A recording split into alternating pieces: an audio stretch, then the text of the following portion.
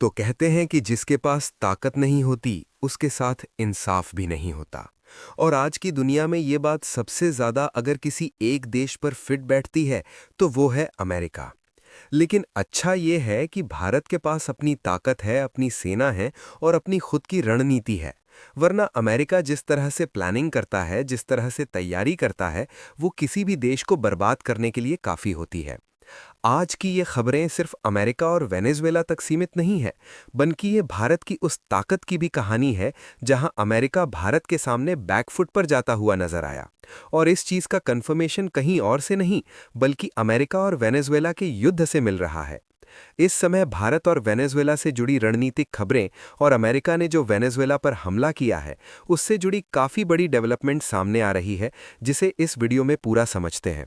लेकिन आगे बढ़ने से पहले इस वीडियो को लाइक करके चैनल को सब्सक्राइब ज़रूर कर लीजिए, क्योंकि ये आपके लिए तो 1 सेकंड का काम है, लेकिन इससे हमारी बहुत बड़ी मदद होती है। ये बात आप सभी जानते हैं कि हाल ही में अमेरिका ने वेनेजुएला पर हमला किया है और इस पर दुनिया के सभी देशों की नज़रें टिकी हुई है। दरअसल अमेरिका और वेनेजुएला के रिश्तों को समझने के लिए बहुत गहरे शब्दों की ज़रूरत नहीं है। पूरा खेल एक ही शब्द में सिमटा हुआ है और वो शब्द है तेल। वेनेजुएला के पास दुनिया का सबसे बड़ा प्रमाणित तेल भंडार है, जो सऊदी अरब से भी ज़्यादा है। यही एक सच्चाई है जो अमेरिका को सालों से परेशान करती आ रही है। अमेरिका की नज़र हमेशा से वेनेजुएला के तेल पर रही है, क्योंकि तेल मतलब ताकत और ताकत मतलब वैश्विक नियंत्रण होता है। साल 2007 में वेनेजुएला ने एक ऐसा फैसला लिया जिसने अमेरिका की नींद उड़ा दी।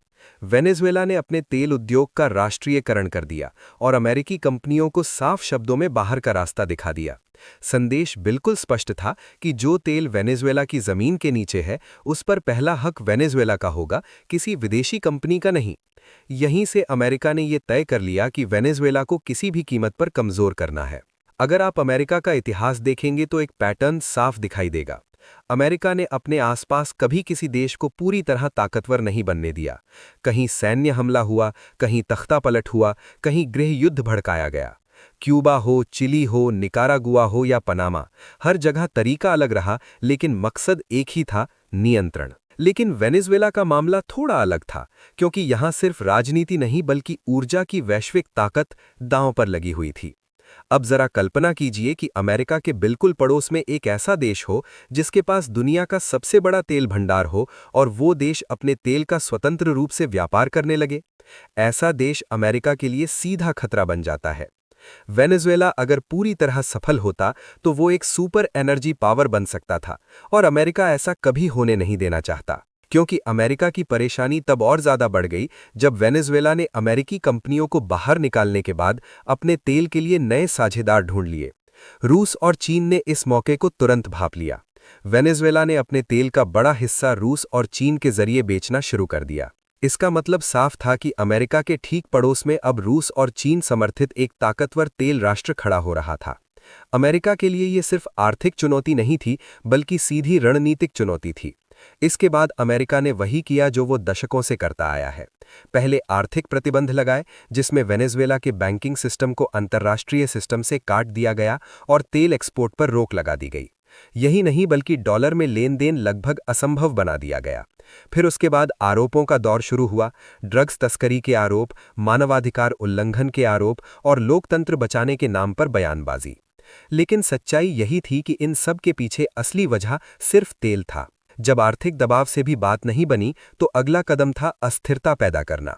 वेनेजुएला के अंदर विरोध प्रदर्शन भड़काने की कोशिशें हुईं, क्योंकि सरकार विरोधी नेताओं को अंतर्राष्ट्रीय समर्थन मिला और उसके पीछे हाथ सिर्फ अमेरिका का था। इसी कारण तख्तापलट की कोशिशें सामने आईं। यहां तक कि खुले तौर पर समानांतर सरकार को मान्यता देने की बात भी हुई। ये वही पुराना अमेरिकी मॉडल है, जहां सीधा हमला संभव नहीं होता, वहां अंदर से देश को तोड़ने की कोशिश की जाती है। अब इसी पैटर्न को अगर आप दुनिया के दूसरे हिस्सों में देखेंगे तो तस्वीर और साफ हो जाती है। जहां बांग्लादेश में बड़े पैमाने पर प्रदर्शन हुए, वहां अमेरिका की तरफ से ना तो कोई गंभीर चिंता दिखाई दी और ना ही कोई सख्त बयान आया, क्योंकि मीडिया रिपोर्ट्स में ये बात सामने आई कि पर्दे के पीछे सत्ता परिवर्तन को लेकर अमेरिकी समर्थन मौजूद था। ईरान में जब भी प्रदर्शन होते हैं तो अमेरिका खुशी जताता है, क्योंकि इससे ईरान कमज़ोर होता है और इसका सीधा फायदा अमेरिका को मिलता है। अब आप सोच रहे होंगे कि भारत भी इस समय आर्थिक रूप से ताकतवर बन रहा है, तो क्या भारत के साथ ऐसा करने की कोशिश नहीं की गई? तो इसके लिए मैं आपको बता दूं कि जैसा आप सोच रहे हैं, बिल्कुल वैसा ही है, क्योंकि यही खेल भारत के साथ खेलने की कोशिश भी की गई। मीडिया रिपोर्ट्स के मुताबिक भारत में भी अलग अलग मौकों पर माहौल को भड़काने की कोशिशें हुईं। लोकसभा चुनाव से पहले और चुनाव के बाद बयानबाजी हुई। भारत पाकिस्तान तनाव के दौरान भी ऐसे बयान और संकेत दिए गए जिससे भारत के अंदर अस्थिरता पैदा हो। अमेरिका चाहता था कि भारत एक नियंत्रित साझेदार बने, मतलब भारत मजबूत रहे, लेकिन इतना नहीं कि अमेरिकी नीतियों के सामने खड़ा हो सके। लेकिन यहाँ कहानी बदल जाती है।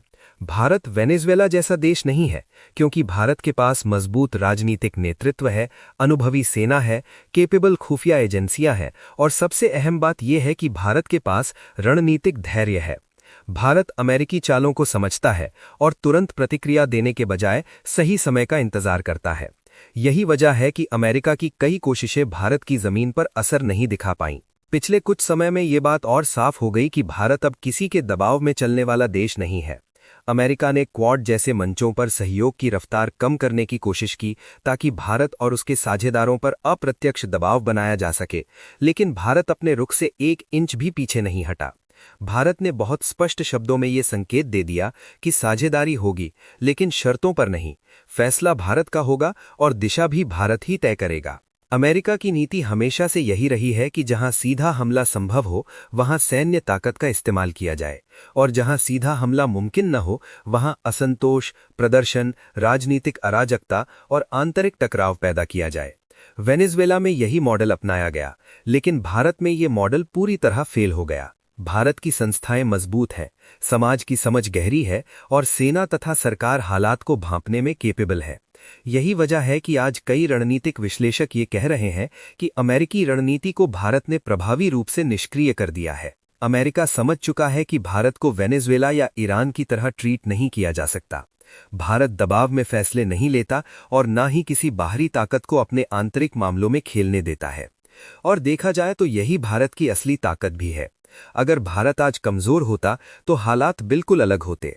तब भारत भी किसी न किसी बहाने अंतर्राष्ट्रीय प्रयोगशाला बना दिया गया होता, कभी मानवाधिकार के नाम पर, कभी लोकतंत्र के नाम पर, और कभी किसी क्षेत्रीय संघर्ष के नाम पर। लेकिन भारत की ताकत, उसकी तैयारी और उसका धैर्य इन सभी कोशिशों के सामने दीवार बनकर खड़ा रहा। वेनेजुएला पर हमला सिर्फ एक देश पर हमला नहीं है, बल्कि ये उन सभी देशों के लिए चेतावनी है जो अमेरिकी नीतियों से अलग रास्ता चुनना चाहते हैं। फर्क सिर्फ इतना है कि भारत अब उस सूची में नहीं आता जिसे डराया या दबाया जा सके। भारत आज अपनी शर्तों पर दुनिया से बात करता है, और यही बात अमेरिका को सबसे ज्यादा चुभती है।